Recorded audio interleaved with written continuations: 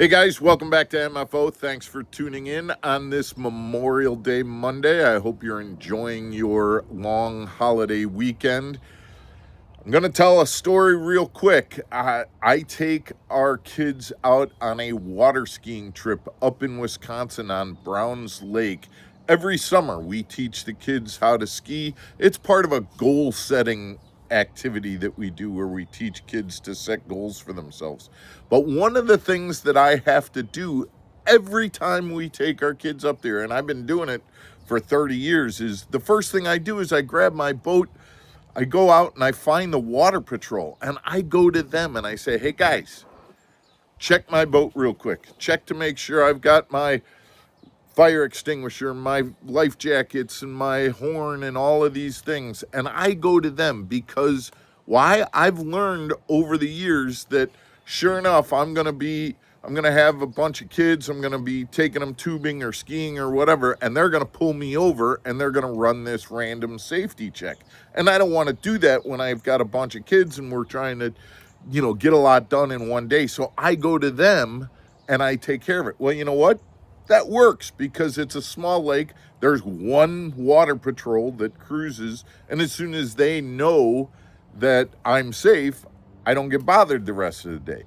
But when you get on bigger bodies of water, the reality is I could get safety checked at 9 o'clock in the morning, and at 12 o'clock in the afternoon, another boat could come by and safety check me again. Well, Florida has enacted the Boater Freedom Act, which means that Water Patrol can't stop you randomly to do a safety check. They have to have probable cause. We're going to talk about this, and we're going to talk about the ramifications when we come back.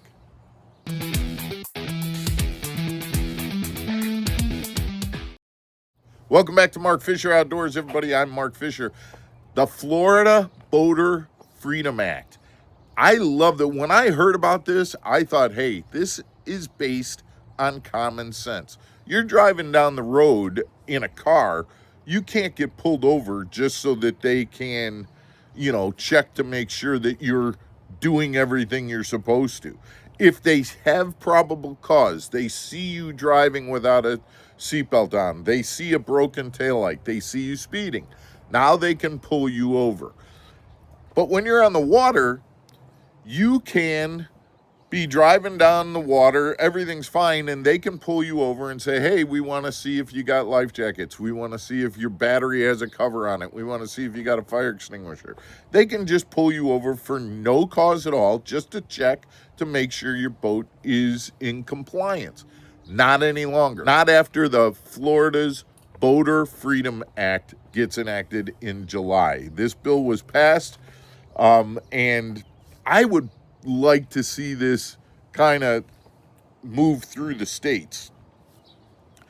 I don't believe that there's a reason for Water Patrol to be able to pull you over just to check for safety things. Now, granted, if they see you driving in an unsafe manner, they can check to see if you're intoxicated, things like that.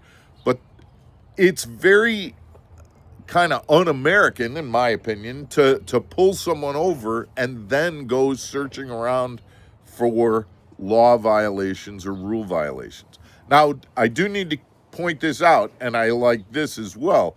If you're fishing, the Florida Wildlife Department can still come up to you and check to make sure that you have a license, check to make sure that you're not exceeding creel size and things like that. So that's still part of it. But when it comes to Water Patrol checking for safety violations, you have to do something. Now, granted, let's say you were blowing a no-wake zone and you got stopped by the Water Patrol. At that point, they can then go and check for other violations. Once you've given them probable cause, they can then check other things. But they can't just randomly check. And this came about kind of going back to my example earlier in the video. It's one thing if you get checked and you pass, but then you could get checked 3 more times during the day by a different Water Patrol, by somebody else. Shift changes, somebody else comes out, and now they check you again. And there really isn't any benefit to that. So if there's a rule violation, they can check you. I'm curious as to what you guys think. I think that this is a common sense type of application of the law. You shouldn't have to be stopped without probable cause. You shouldn't be assumed that you're not following the rules. But if you do break a rule, you can have your boat checked for other things on top of that. I think that makes a lot of sense, and I applaud Florida for enacting the Boater Freedom Act. Love to hear what you guys think. Guys, before I sign off, I would like to just say, it's Memorial Day. It's a beautiful day, and I hope, like I said, everybody is enjoying that. But listen, take a minute out of the hot dogs and the grilling and the time with family. But let's remember those that have served our country and sacrificed so much for us to have the freedoms that we have, and just kind of keep Memorial Day in that perspective that it was designed and meant to be. I hope you have a good holiday weekend, and we will see you tomorrow for another episode of Mark Fisher Outdoors. Take care, everybody.